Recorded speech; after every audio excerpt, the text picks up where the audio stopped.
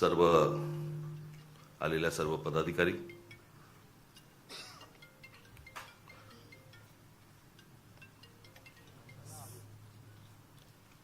खरं तर तुमचं आमचं नातं हे वेगळ्या प्रकारचं नातं आहे.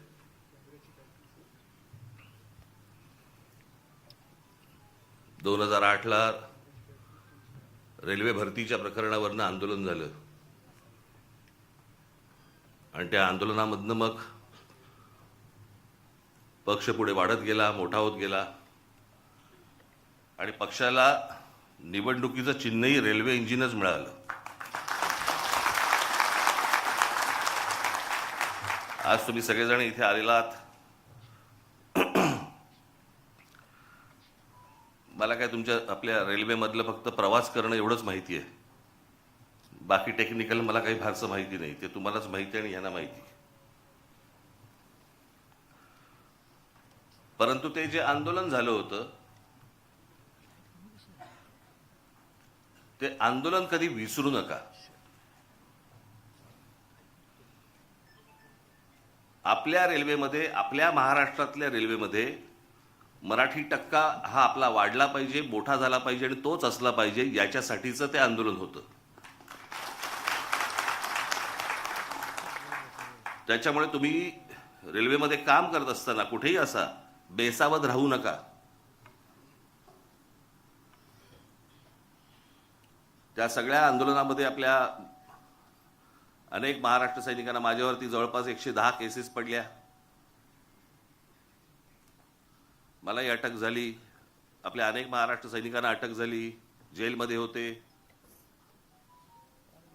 हा जरा लाईट कमी कर रे आणि इकडचा वाढव जरा, ऑडिटोरियम मधला. नाटक आहे का? हा वाढव जरा, इथला वाढव जरा. हा आणि हा कमी कर माझ्या डोळ्यासमोरचा. हा, त्याच्यामुळे तुम्ही कुठे बेसावध राहू नका. त्यावेळेला आठवते तुम्हाला, साधा प्रश्न होता तो की महाराष्ट्रामध्ये जर समजा रेल्वे भरती आहे तर त्या रेल्वे भरतीच्या जाहिराती या उत्तर प्रदेश, बिहारच्या वर्तमानपत्रात काय येतात, माझ्या महाराष्ट्राच्या वर्तमानपत्रांमध्ये काय येत नाहीत. आणि तिथून हे सगळं सुरू झालं. आणि मग तुम्हाला आठवत असेल ते हजारो लोक त्यावेळेला तिकडे रेल्वे परीक्षा, त्याच वेळेला कळलं हे आलेत कशासाठी, ही कोण माणसं आहेत, कशासाठी आली आहेत. सगळे रेल्वेचे प्लॅटफॉर्म सगळे भरलेत, झोपलेत सगळेजण, कशासाठी बसलेत, कोण आहेत हे. आणि मग आपले काही महाराष्ट्र सैनिक त्यांना विचारपूस करायला गेले. विचारपूस करायला गेल्यावरती त्यातल्या काही जणांनी आपल्या लोकांना आई बहिणीवरनं शिव्या दिल्या. त्या शिव्यांमधनं हे सगळं सुरू झालं.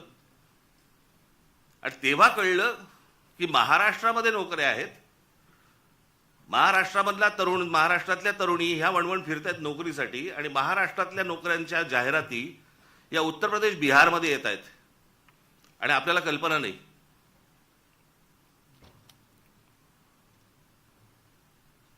कारण त्यावेळेला सगळे रेल्वे मंत्री वगैरे सगळे जण ते तिकडचेच होते, लालू प्रसाद यादव वगैरे.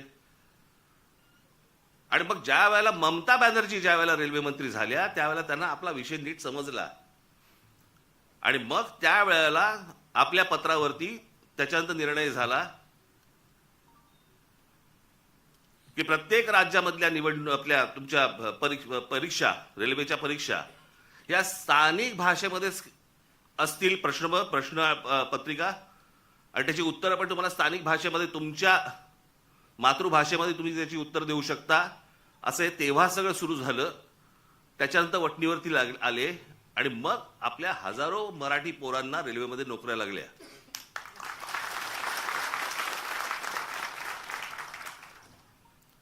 आज त्या सगळ्या गोष्टीला जवळपास 18 वर्ष झाली.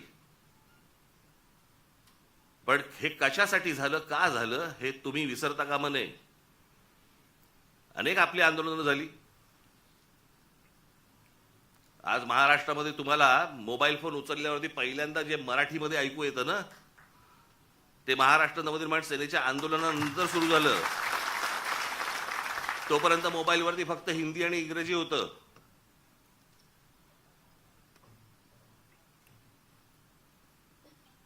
भाषा कुठची वाईट नसते, पण हे आमच्यावरतीच लादायचे सगळे प्रयत्न सुरू होतात महाराष्ट्रावरती. कारण आमची लोक चिडत नाहीत, रागवत नाहीत, बोलत नाहीत, रस्त्यावर उतरत नाहीत, राग व्यक्त करत नाहीत. केला असतं तो मोबाईलवरती करतात.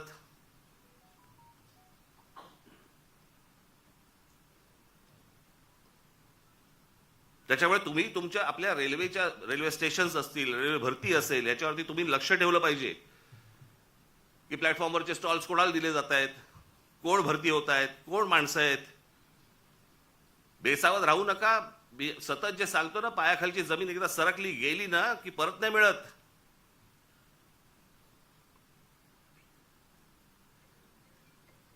आमच्या सरकारलाच हिंदीचं वावडं आपलं त्याच्याबद्दल आस्था. कालचं त्या ह्यांचं मुख्यमंत्र्यांचं फडणवीसांचं भाषण विधानसभेमधलं,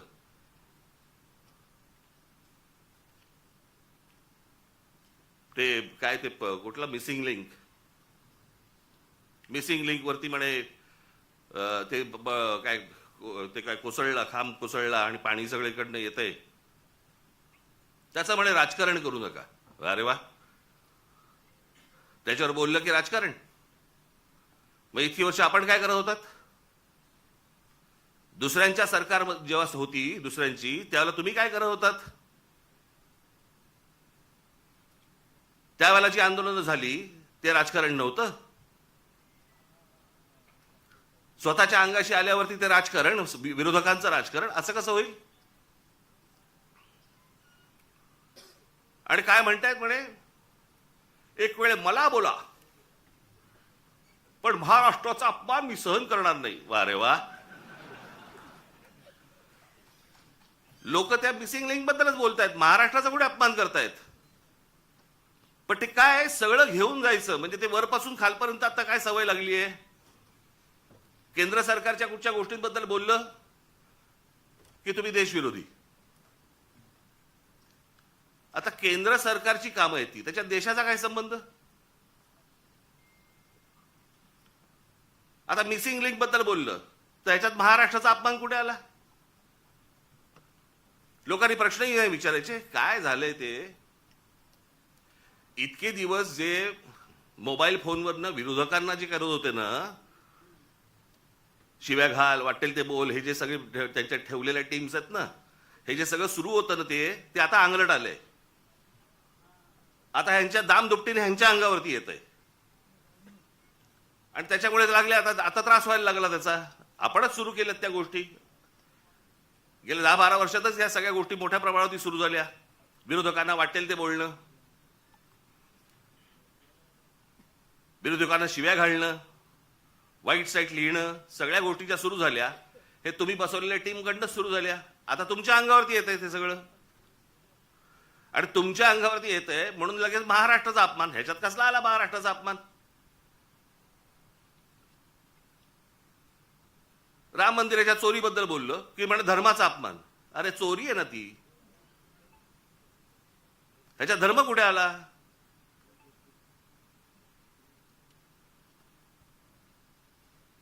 बरं, त्या मंदिराबद्दल आम्हालाही आस्था आहे, प्रत्येक हिंदूला आस्था असेल. तिथे ज्या वेळेला 1400 कोटी रुपये ज्यावेळेला चोरले जातात, काहीही म्हणजे किती पडदा किती असावा यांच्या समोर. म्हणे वक्फ बोर्डामध्ये ज्या वेळेला म्हणे तिकडे चोऱ्या झाल्या त्याच्याबद्दल तुम्ही नाही बोलणार. आम्हाला काय देणं घेणं?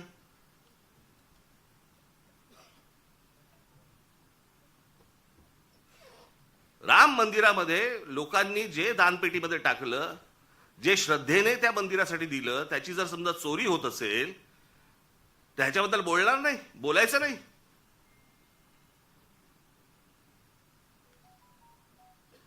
काल ते कोणतरी होसबळे का कोणतरी आहेत ते म्हणे धर्मविरोधी जे लोक आहेत ते म्हणे पसरवतात. आम्ही धर्मविरोधी?